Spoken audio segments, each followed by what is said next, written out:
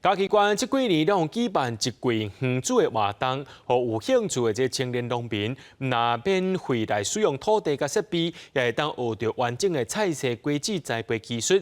希望回乡的青年做伙来发展精致农业。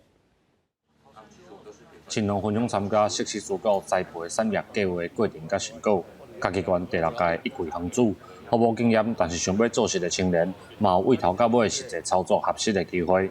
想要在种植更安全、更健康的蔬果、安全农药，还有加上现在的环境变迁，所以想要来学这个设施农业。为了推广经济农业，农企所甲嘉义县经济农业协会合作，举办一季园主，免费提供土地甲设施，各教因栽培技术，希望减少返乡青年做事会遇到的问题。后面他陆陆续续一直。